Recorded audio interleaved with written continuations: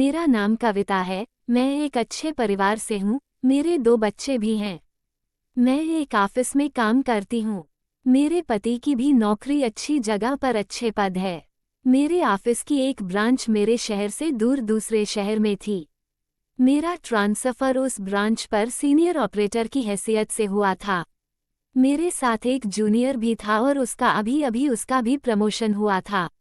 उसका नाम महेश था। वो मुझे मैडम कहकर बुलाता था।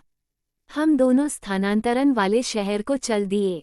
हफ्ते 2 हफ्ते तो अच्छे तरह से बीते, लेकिन एक दिन शहर में एक दंगा हो गया हुआ और प्रशासन ने एकाएक कर्फ्यू लगाने का आदेश दे दिया। मैं और महेश दोनों ही ऑफिस में ही रह गए। रात में उसने मुझे चाय में नींद की दवाई मिलाकर दे दी और जब मैं पूरी तरह से सो गई तब उसने मुझे दबोच लिया। उसके बाद मुझे वस्त्रहीन करके मेरी इज्जत पर पानी फेर दिया। जब सुबह हुई तब मुझे पता हुआ और मैं किसी को मुंह दिखाने लायक नहीं थी। उसने मेरी हालत को देखकर मुझसे सॉरी कहा और बोला, यदि आपने किसी और को ये बात बताई तो तुम्हारे पति मुझे छोड़ देंगे, दूसरी शादी कर लेंगे और तुम्हारे बच्चे अनाथ हो जाएंगे।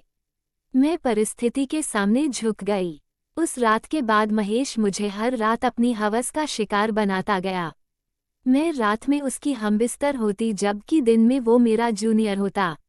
मैं उस जगह 2 साल रही और वो 2 सालों में मैंने बहुत बार बहुत से नए तरीके से उसके नागराज का सामना किया।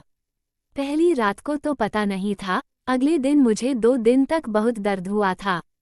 उसने कहा कि जब तक हम यहाँ रहेंगे, यहाँ रात को मौज करेंगे और ये राज यहीं पर खत्म कर देंगे। मुझे उसके सामने अपने आप को सौंपने के अलावा कोई चारा नहीं रहा। उसके बाद उसने मुझे दबोचा। जब मैंने उसका नागराज देखा तो देखते ही रह गई। उसका नागराज मोटा और काला था। एक दिन सार्वजनिक छुट्टी के दिन उसने मुझे दिन में भी नहीं छोड़ा। मैं झिझक गई, पर वो नहीं माना। हमारे गेस्ट रूम पर वो मेरे पति का स्थान ले चुका था। रात में तो वो 2 बार करता ही था, सवेरे भी 1 बार करता था।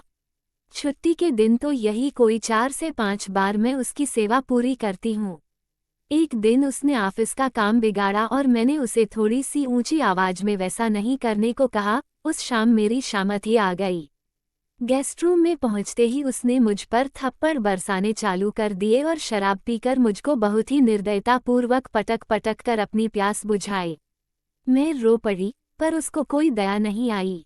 उस रात में मैं 4 बार उसका शिकार हो गई और उसने कहा ऑफिस में तो बड़ी हाकिम बन रही थी और मुझ पर रौब जमा रही थी, अब कहाँ गई तेरी वो हेकड़ी। मैंने उसका ट्रांसफर कराना चाहा, लेकिन उसने मुझे रोका और कहा यदि ये हरकत दोबारा करने की सोच भी ली तो वो मेरे पति को सब कुछ बता देगा। कितनी ही शाम हम दोनों ने मिलकर एक दूसरे को जाम की प्याली के साथ रंगीन किया। बाद में मेरा ट्रांसफर अपने ही शहर में हेड ऑफिस पर हुआ, पर उसका नहीं हुआ और वो वहीं पर रहा गया था। एक दिन वो किसी काम से हेड ऑफिस आया हुआ था, तो जहां वो ठहरा हुआ था उसी होटल में चलने को कहा।